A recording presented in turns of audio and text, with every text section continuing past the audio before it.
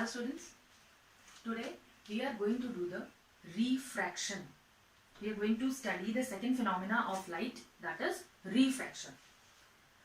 Earlier we have studied reflection. Reflection में क्या होता है? When the light falls on any opaque object, it bounces back, right? That is reflection. अब सारे objects तो OPEC नहीं होंगे, कुछ ट्रांसपेरेंट ऑब्जेक्ट्स भी होते हैं. तो ट्रांसपेरेंट ऑब्जेक्ट्स में लाइट का क्या होता है? बाउंस बैक नहीं होता, लाइट बेंड हो जाती है. That is called refraction. ठीक है. Refraction is bending of light when it travels from one medium to another. Right. चलिए इसको समझने की कोशिश करते हैं. हमारे पास दो मीडियम है. Right. We have two medium. First is rarer medium and here is denser medium. right? rarer medium में क्या होता है? जो molecules हैं वो एक दूसरे से दूर दूर होते हैं. and denser medium, dense means what? molecules are close to each other. ठीक है. तो ये हमारा rarer medium, this is denser medium and this is what? this is the interface from where light bends. ठीक है. Consider the ray of light like this. This ray of light falls on the interface. What happens? Here we draw normal. अब जैसे ही rarer medium से denser medium पे light travel करेगी तो क्या होगा? Speed of light कम हो जाएगी. होगा ना? कम होगा ना? Speed of light कम होगी तो ये towards the normal bend हो जाएगी like this. right? here is interface again and here is rarer medium. अब light denser medium के बाद again rarer medium में आएगी. फिर क्या होगा? here we take one normal again. normal is the perpendicular line. okay? ये light यहाँ पे travel कर रही है. अब क्या होगा? डेंसर मीडियम से जैसे ही रेयर मीडियम पे मूव करेगी लाइट तो क्या हो जाएगा? It bends away from the normal. इसकी स्पीड क्या हो जाएगी? फास्ट हो जाएगी. तो it bends away from the normal. Clear है? I hope this thing is clear. Light जब रेयर मीडियम से डेंसर मीडियम पे ट्रेवल करती है तो it bends towards the normal. और जब डेंसर मीडियम से रेयर मीडियम की तरफ जाती है तो it bends away from the normal. क्यों? यहाँ पे रेयर मीडियम में जैसे ही आएगी उसकी स्पीड क्या हो जाएगी? फास्ट हो जाएगी. तो वो away from the normal bend होगी. यहाँ पे रेयर मीडियम से आ रही है, डेंसर मीडियम में आ रही है तो क्या होगा? उसकी स्पीड कम हो जाएगी तो वो टुवर्ड्स द नॉर्मल बेंड हो जाएगी. राइट.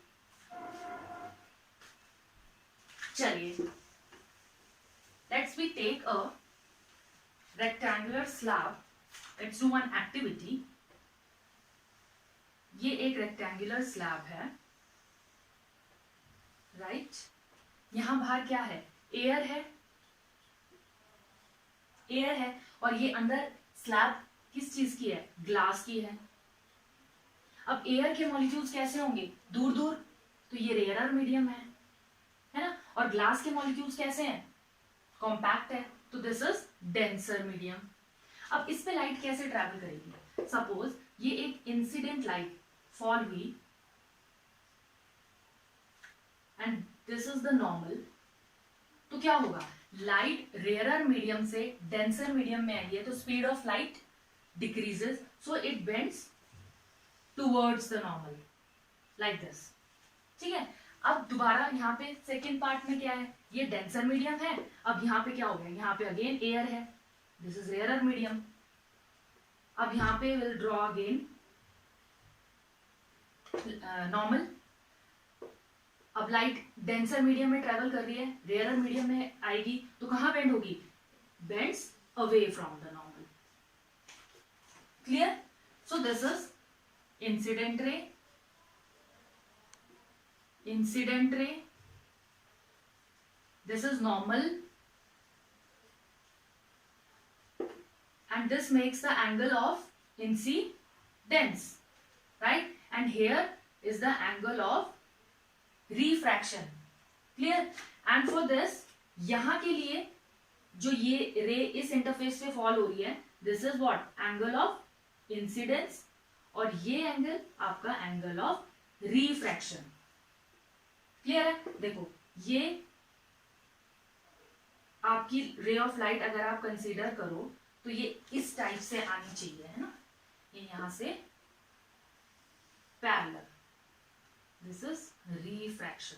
तो ये देखो लाइट कितनी बेंड हुई है, यहां से रही है, अगर यहाँ पे मीडियम चेंज नहीं होता तो लाइट इस डायरेक्शन में ट्रेवल करती, बट मीडियम चेंज हुआ तो यहाँ पे लाइट की स्पीड कम हो गई और फिर अगेन यहाँ पे लाइट की स्पीड ज्यादा हो गई. तो कितनी बेंडिंग हुई है, दिस मच, राइट? क्लियर है? So here are the two laws. First law is same with reflection. What? The incident ray, normal ray and the refracted ray lie on the same plane. Okay, I'm not writing this. आप लिख लेना. The incident ray, normal ray and the refracted ray lie on the same plane.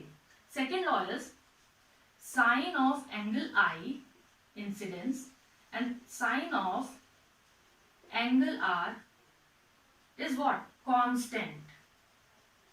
This is constant. और हम इसको क्या बोलते हैं? This is n. And n is what?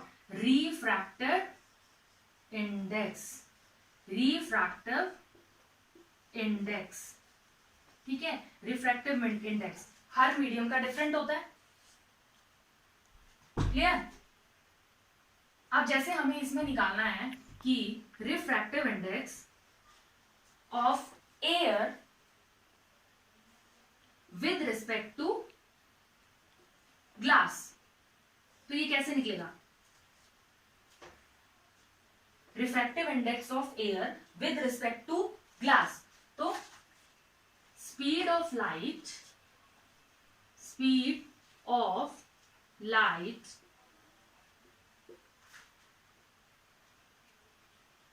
in glass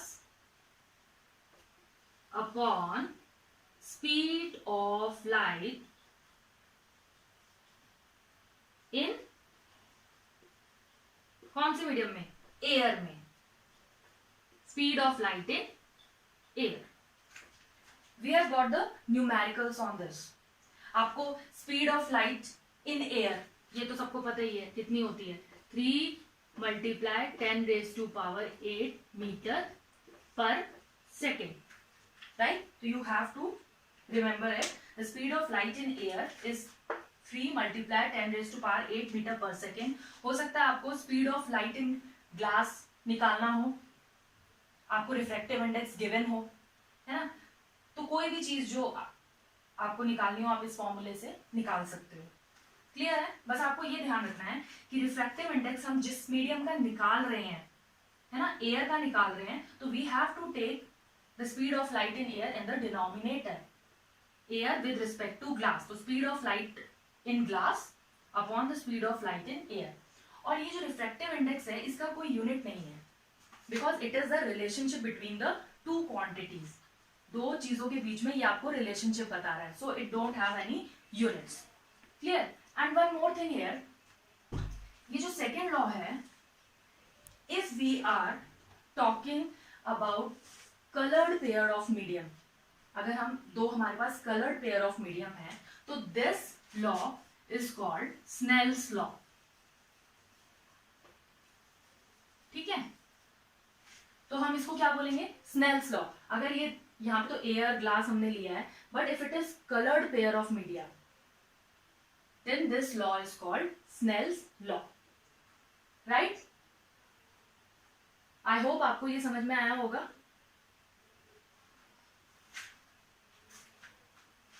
So this is refraction. Practice करिए, do practice, आपको ये concept clear हो जाएंगे. Okay, thank you guys, keep studying.